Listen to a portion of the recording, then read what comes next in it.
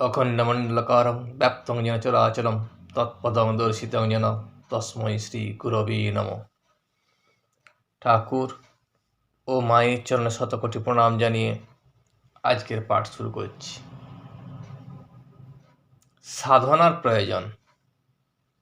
গুরু বাক্যে বিশ্বাস, ব্যাসের বিশ্বাস। ঈশ্বরকে জানতে গেলে বড় সাধনা দরকার এবং গুরুর কথা বা গুরুর বাক্য বিশ্বাস করতে হয়। ব্যাসদেবের কত বড় বিশ্বাস সে সম্বন্ধে আজকের আলোচনা। ঠাকুর শ্রীরামকৃষ্ণ বললেন, সাধন বড় দরকার, তবে হবে না কেন? ঠিক বিশ্বাস যদি থাকে তাহলে আর বেশি খাটতে হয় না। গুরু বাক্যে বিশ্বাস। গুরুর বাক্য যদি তুমি বিশ্বাস করো এবং ঈশ্বরে ভক্তি আর বিশ্বাস যদি থাকে, তাহলে খুব বেশি সাধনার প্রয়োজন হয়নি।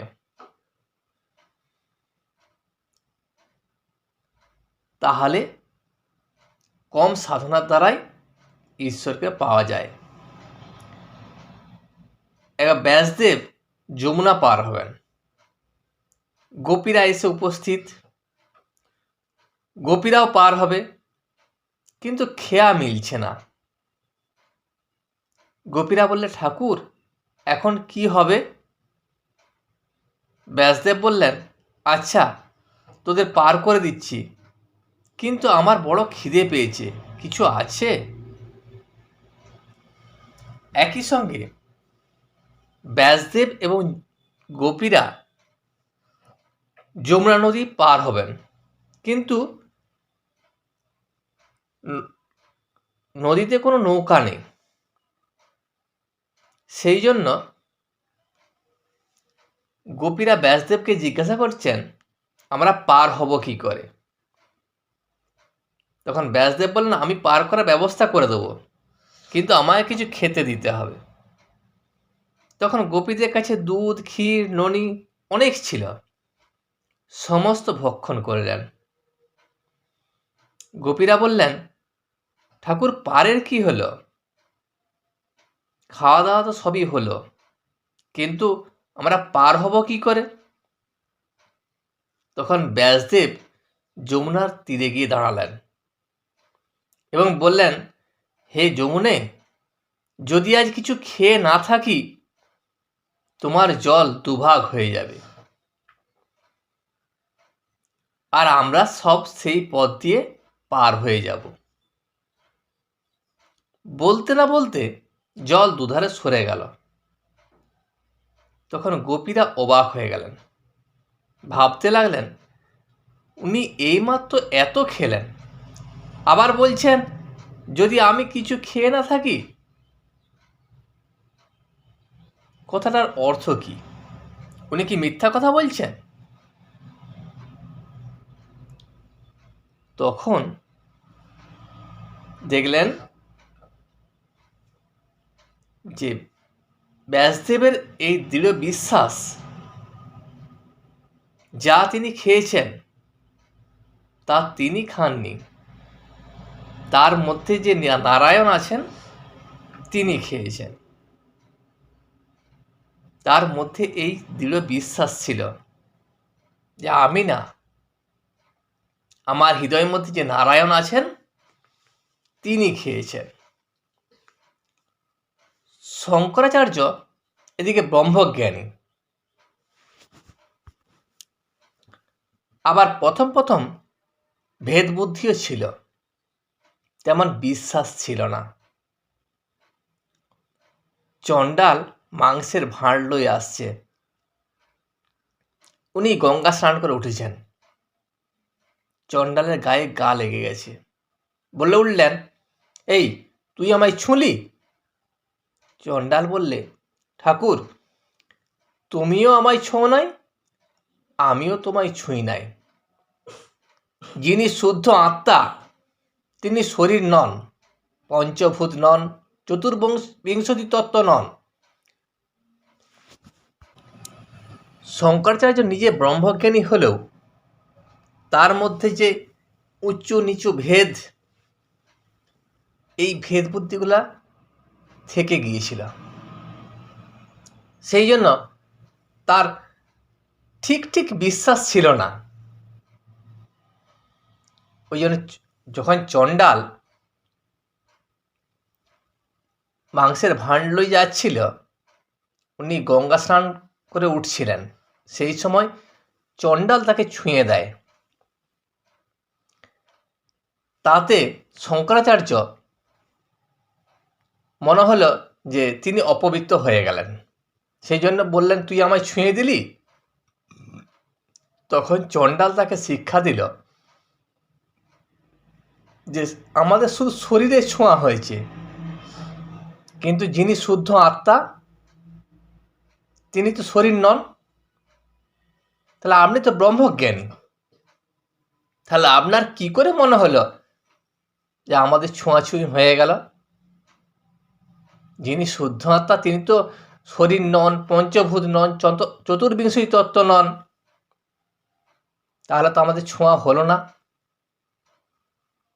তখন শঙ্করের জ্ঞান হয়ে গেল যে না, আমি ভুল ছিলাম।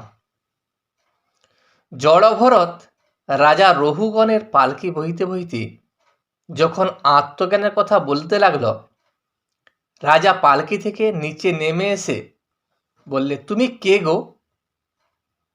জড়ভরত বললেন,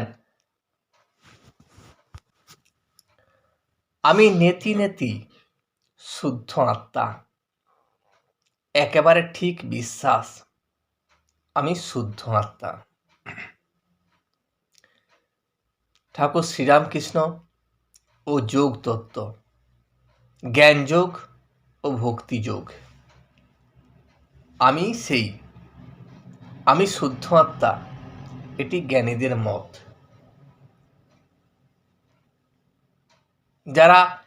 যাদের ঈশ্বর সম্বন্ধে জ্ঞান হয়েছে, যারা ঈশ্বর দর্শন করেছেন, যারা ঈশ্বরের ভক্ত, তারা বলেন যে আমি সেই, অর্থাৎ আমি ঈশ্বরের অংশ, আমি শুদ্ধ আত্মা। আবার ভক্তেরা বলে এসব ভগবানের ঐশ্বর্য, ঐশ্বর্য না থাকলে ধনীকে কে জানতে পারত। তবে সাধকের ভক্তি দেখে তিনি যখন বলবেন আমি যা তুইও তা, তখন এক কথা। রাজা বসে আছেন, খানসামা যদি রাজার সামনে গিয়ে বসে আর বলে, রাজা তুমিও যা আমিও তা, তখন তাকে লোকে পাগল বলবে। কারণ খানসামার জায়গায় বসবে এবং রাজা রাজার জায়গায় বসবে। ঠিক সেই রকম ভক্ত যদি ভগবানের কাছে যেয়ে বসে, তাহলে সেটা ঠিক হবে না। তবে খানসামার সেবাতে সন্তুষ্ট হয়ে রাজা একদিন বলেন, ওরে তুই আমার কাছে বস, ওতে দোষ নাই, তুইও যা আমিও তা, তুইও যা আমিও তা। তখন যদি সে গিয়ে বসে, তাতে দোষ হয় না। যদি ঈশ্বরকে সন্তুষ্ট করতে পারো, ঈশ্বরের সেবায় ঈশ্বরকে ভক্তি দিয়ে সন্তুষ্ট করতে পারো, ঈশ্বরকে জানতে পারো, তখন তাতে কোনো দোষ নাই। সামান্য জীবেরা যদি বলে আমি সেই, সেটা ভালো না। জলেরই তরঙ্গ, তরঙ্গের কি জল হয়? কথাটা এই, মন স্থির না হলে যোগ হয় না। যে পথেই যাও মন যোগীর বশ, যোগী মনের বশ নয়। যখন সাধনা করবে সবার প্রথম মনকে স্থির করতে হবে। মন যদি স্থির না করতে পারো তাহলে সাধনা হবে না। তুমি যেই পথেই সাধনা করো সেখানে মনকে তোমার বশে আনতে হবে। মন যোগীর বশ হয়। যারা সাধনা করে তাদের বশে মন চলে, কিন্তু মনের বশে তারা কখনো চলে না। মন স্থির হলে বায়ু স্থির হয়, কুম্ভক হয়। এই কুম্ভক ভক্তিযোগে তো হয়। ভক্তিতে বায়ু স্থির হয়ে যায়। নিতাই আমার মাতা হাতি, নিতাই আমার মাতা হাতি, এই কথা বলতে বলতে যখন ভাব হয়ে যায় তখন কথাগুলো বলতে পারে না। কেবল হাতি হাতি, তারপর শুধু হা। ভাবে বায়ু স্থির হয়, কুম্ভক হয়। একজন ঝাড় দিচ্ছে, একজন লোক এসে বললে, ওগো উমুক নেই, মারা গেছে। যে ঝাড় দিচ্ছে তার যদি আপনার লোক হয়ে থাকে সে ঝাড় দিতে থাকে।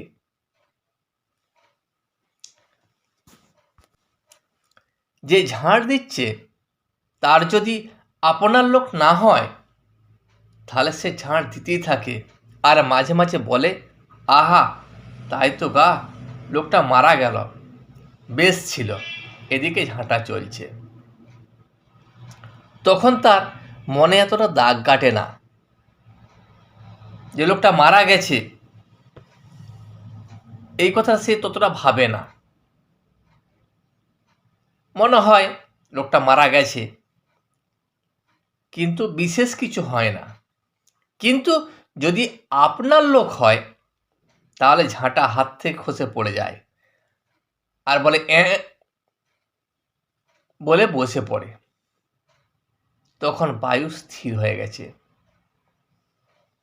কোনো কাজ বা চিন্তা করতে পারে না। মেয়েদের ভিতর দেখো নাই, যদি কেউ অবাক হয়ে একটা জিনিস দেখে বা একটা কথা শুনে তখন অন্য মেয়েরা বলে, তোর ভাব লেগেছে না কিলো? এখানেও বায়ু স্থির, তাই অবাক হয়ে হাঁ করে দেখে। যখন বায়ু স্থির হয়ে যায় তখন ভাব আসে। যারা বেশি জ্ঞানী, যারা ভক্ত তাদের একটু বেশি হয়, যারা সাধারণ মানুষ তাদের কম হয়। জ্ঞানীর লক্ষণ সাধন সিদ্ধ ও নিত্য সিদ্ধ। সোহং সোহং করলেই হয় না, জ্ঞানীর লক্ষণ আছে। নরেন্দ্রের চোখ সুমুখ ঠেলা, এরও কপাল ও চোখের লক্ষণ ভালো।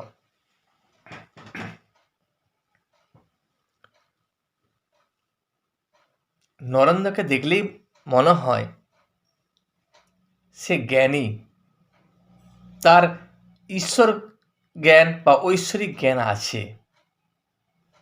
সেই লক্ষণগুলো তার মধ্যে বর্তমান আছে। তার চোখগুলো যেন বাইরের দিকে বেরিয়ে আসছে এবং কপাল ও চোখের লক্ষণও খুব ভালো। আর সবাইয়ের এক অবস্থা নয়।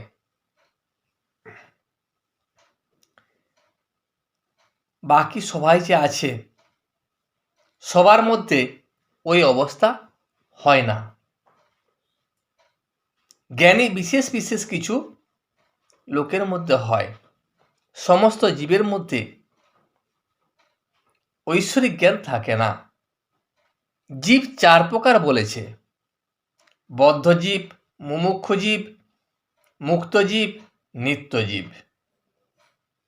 সকলকেই যে সাধন করতে হয় তাও নয়। যারা নিত্য সিদ্ধ আর সাধন সিদ্ধ, কেউ অনেক সাধনা করে ঈশ্বরকে পায়, কেউ জন্ম অবধি সিদ্ধ, যেমন প্রহ্লাদ।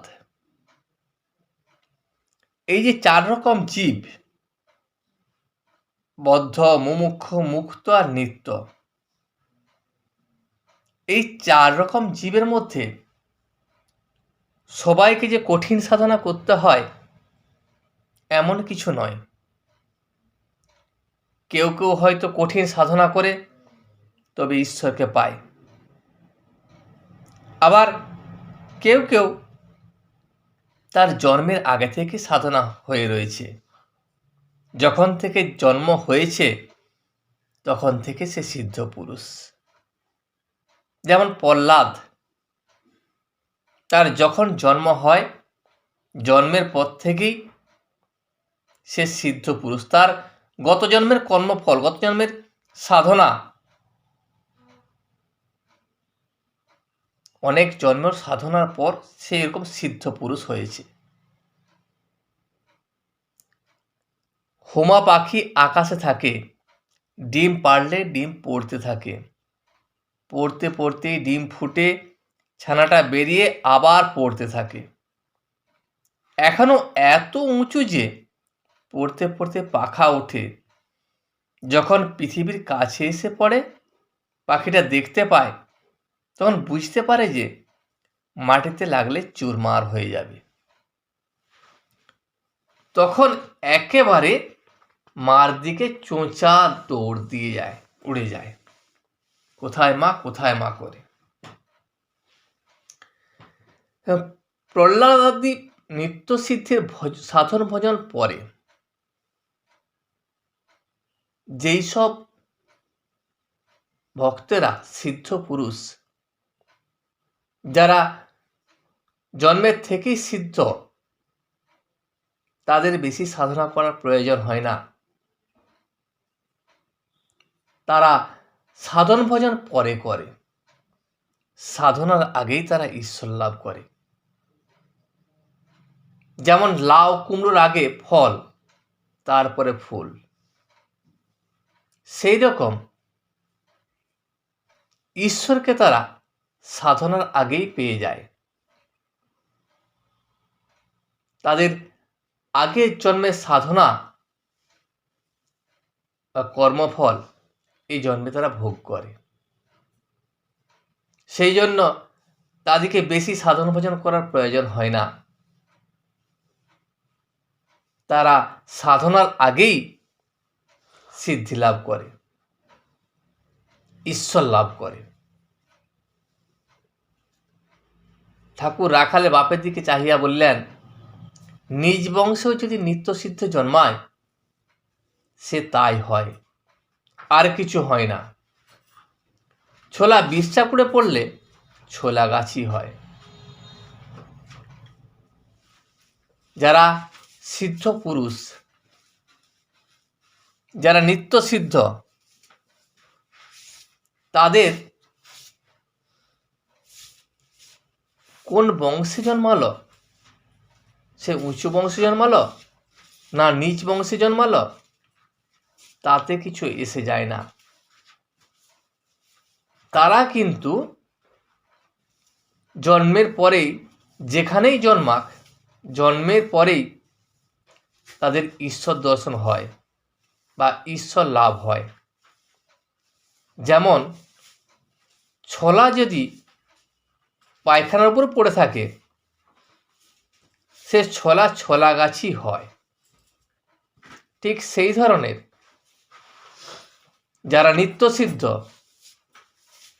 তারা জন্মের পরেই, সে জন্ম যেখানেই হোক, যে বংশেই হোক, তারা জন্মের পরেই সিদ্ধি লাভ করে, ঈশ্বর লাভ করে। শক্তি বিশেষ ও বিদ্যাসাগর শুধু পাণ্ডিত্য। তিনি কারুকে বেশি শক্তি, কারুকে কম শক্তি দিয়েছেন। কোনোখানে একটা প্রদীপ জ্বলছে, কোনোখানে একটা মশাল জ্বলছে। ঈশ্বর যে সবার মধ্যে শক্তি দেন, সে শক্তি সমান নয়। যাদের সাধনা বেশি থাকে, যারা আগে থেকে সাধনা করে থাকে, তাদের শক্তি বেশি হয়। সাধারণ মানুষের শক্তি কম হয়। হয়তো দেখা যাবে সাধারণ মানুষের মধ্যে প্রদীপ জ্বলছে, সেখানে যাদেরকে বেশি শক্তি দেয়, সেখানে একটা মশাল জ্বলছে।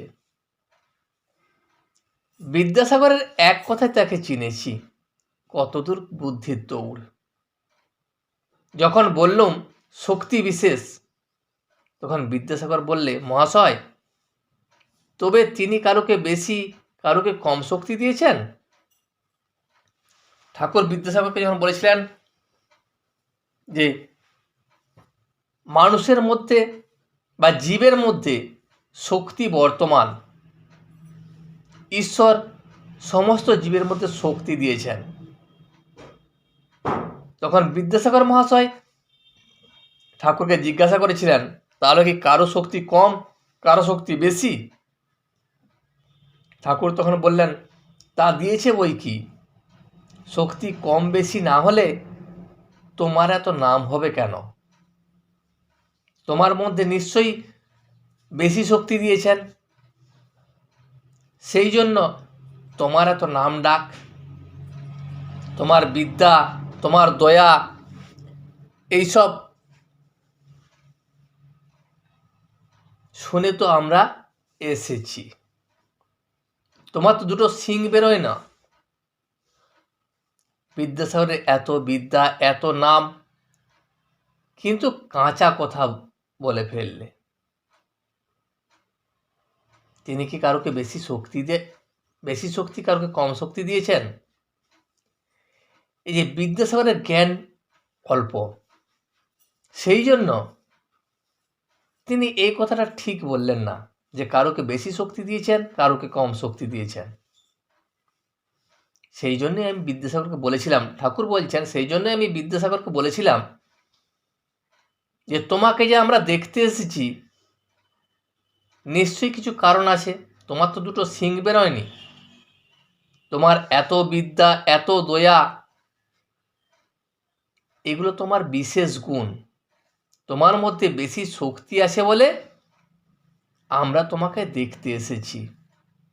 এই শক্তির গুণ চারিদিকে ছড়িয়ে পড়েছে। কি জানো, জালে প্রথম প্রথম বড় বড় মাছ পড়ে, রুই, কাতলা। তারপর জেলেরা পাঁকটা পা দিয়ে ঘেঁটে দেয়, তখন চুনো, পুঁটি, পাঁকাল এইসব মাছ বেরোয়। একটু দেখতে দেখতে ধরা পড়ে। ঈশ্বরকে না জানলে ক্রমশ ভিতরে চুনোপুটি বেরিয়ে পড়ে। শুধু পণ্ডিত হলে কি হবে? তার মধ্যে ঐশ্বরিক জ্ঞান চাই। ঐশ্বরিক জ্ঞান থাকলে তবেই হবে। আজ এই পর্যন্তই। ভিডিওটি শেষ পর্যন্ত দেখার জন্য আপনাকে অসংখ্য ধন্যবাদ। ভিডিওটি যদি আপনার ভালো লেগে থাকে তাহলে একটা লাইক, কমেন্ট এবং বন্ধুর সাথে শেয়ার করে দেবেন। সাবস্ক্রাইব করে পাশে থাকা বেল আইকনটি বাজিয়ে দেবেন, যাতে আপনাদের নতুন ভিডিওগুলি সর্বপ্রথম আপনার কাছে পৌঁছে যায়। জয় শ্রী রামকৃষ্ণ, জয় শ্রী রামকৃষ্ণ, জয় শ্রী রামকৃষ্ণ।